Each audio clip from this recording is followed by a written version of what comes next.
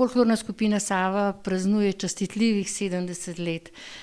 Kje pa je bila ustanovljena? Kam sploh segajo njeni začetki? Ja, folklorna skupina Sava Kranj je bila res ustanovljena že pred 70 leti. In sicer so jo ustanovili mladi delavci takratne tovarne Sava, in sicer jeseni leta 1949, tako daleč že segajo začetki te folklorne skupine. Želja teh mladih delavcev je bila predstavljati ljudsko izročilo in ga širiti kar najširšemu in predstaviti kar najširšemu krogu ljudi. Prvi uradni nastop skupine je bil zabeležen 29. novembra leta 1949, in od takrat je skupina nenehno rasla, tako po članstvu kot tudi po kvaliteti nastopanja in pa izvajanja svojih plesov. In koliko plesalcev je bilo v začetku in koliko jih je danes? Ja, v začetku, koliko je bilo plesalcev, bi vedel največ povedati mogoče Zvonko. 10 parov. No, v letu 1949 torej 10 parov. Članstvo se pa v vseh teh letih zelo spreminja. Trenutno članstvo sestavljajo prebivalci Kranja in pa njene okolice. Ravno tako pa delujemo v članski skupini med 10 in 12 pari trenutno. In kako se uskladite, kako imate vaje? Vaje izvajamo že vrsto let v osnovni šoli Stražišče. Vaje imamo enkrat do dvakrat tedensko, urnik je pa že kar vrsto let enak, torej v ponedeljkih, četrtkih nekako poskušamo vaditi. V zadnjih letih res zaradi pestrosti skupine starostne tako prilagajamo urnik in največkrat vadimo enkrat tedensko po 2 uri. In samo ime je nastalo po sami tovarni Sava, ki je v neposredni bližini. Seveda, tako kot sem na začetku omenila, folklorno skupino so ustanovili mladi delavci Save in tudi Sava je bila dolga leta pokrovitelj, sponzor te skupine na različne načine, se pa časi spreminjajo, tako da tudi tako velikim društvom, s tako bogato zgodovino zdaj so malce drugačni časi za delovanje. Kdaj pa ste se vi priključili folklorni skupini Sava? Koliko let že plešete v tej skupini? Ja, moja priključitev v folklorno skupino Sava je bila leta 1966. Predvsem zaradi tega, ker sem takrat opazil, koliko mladi delavci Save želijo, da delajo v takih društvih.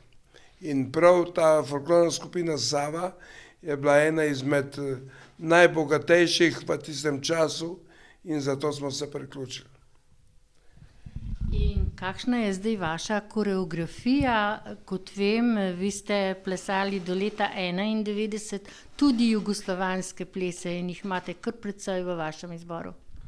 Ja, res je, da smo do leta 1991 smo plesali jugoslovanski program, tako da smo imeli kar širok spekter teh raznih koreografij. Imeli smo tudi za to noše, ki odgovarjajo temu plesu, tako da smo bili prav zaradi tega zelo iskani po raznih odrih v tej Sloveniji in tudi izven nje. Kako pa je z nošami? Jih je moral vsak sam priskrbeti ali jih je priskrbela sama folklorna skupina? Kdo jih je pravzaprav sešil? Ja, vse to je delala skupina sama, tako da vse noše so društvenega značaja, tako da noben plesalec ni potreba, da bi prinesel noš s sabo, ampak je dobi tukaj in se lahko obleče v karkoli pač imamo na programu in se to lahko. Moram pa povedati, da je prav v teh ne zadnjih 10 letih, ampak prej 60 let je Sava dajala veliko denarja, ki je bil naš sponzor in vse noše so še iz tistega obdobja tako da smo prav res zadovoljni, da imamo še toliko noš. Sava ima številne nastope in kje ste pravzaprav največkrat nastopali? Ja, največkrat smo nastopali doma, to je sigurno, vendar pa moram povedati, da smo šli tudi že leta 66 je šla skupina prvič preko meje in vse od takrat pa do danes vsako leto skupina gre v neko državo, na nek kontinent, kjer se uvrsti v program nekega festivala in tam nastopamo. Moram povedati, da nam je v veliko veselje povedati, da smo plesali že na vseh kontinentih, razen da nismo bili na Japonskem in tudi ne v Aziji, vse druge pa nas lahko najdete, ne? Tako da imamo res tako pester seznam teh nastopov, recimo, če sam se povrnem v Evropo, pri sosedih v Avstriji smo bili 47-krat, v Franciji 11-krat, v Španiji 4-krat, v Nemčiji recimo tudi 14-krat. In seveda pripravili ste tudi nastop ob vaši častitljivi 70-letnici v Prešernovem gledališču v Kranju. Ja, za to 70. obletnico je bil pripravljen spored, ki je imel neko svojo vsebino, ki je bila prvič predstavljena, tako da recimo, če izhajava iz naslova tega našega koncepta, kjer govorimo o kolu, a ne, in so bile vse koreografije narejene tako, da so za vsako pokrajino pokazali nek značilni kolo. Najbolj tak aplaudiran kolo je bil rezijansko kolo, ki še ni poznano tako na široko pri nas. Iskrene čestitke ob tej 70-letnici in veselo naprej. Hvala lepa. Glede na to, da pravijo, da na mladih svet stoji, tudi prisegate pri folklorni skupini Sava in imate mladinsko skupino. Kdaj ste pravzaprav prišli na idejo in koliko vas je sedaj v začetku? Ideja je prišla spomladi, tako da smo v septembru pisali, smo pričeli z vajami mladinske skupine. Trenutno imamo vpisanih 16 aktivnih mladih plesalcev v starosti od 17 do 20, približno, dva sta mlajša, pa eden je malo starejši, ampak super delajo, se zabavajo, fino se razumejo in imajo tako fino energijo med seboj. No, nastopili pa še niso na odru, da bi pokazali, kaj so se naučili.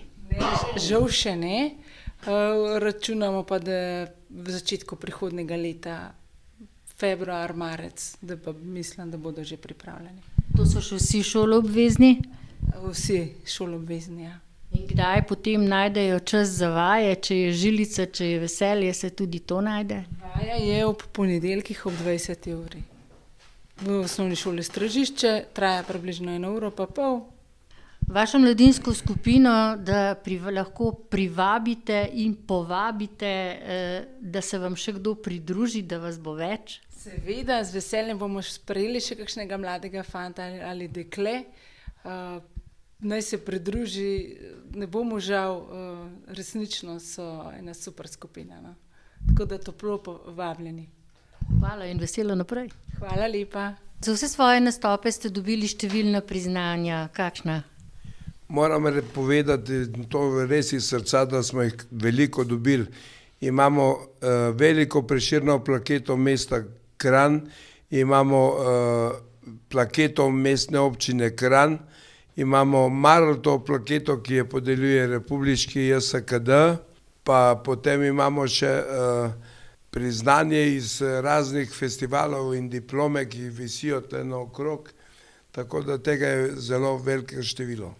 Zdaj pa ste dobili posebno priznanje in kakšno, ste se ga verjetno zelo razveselil.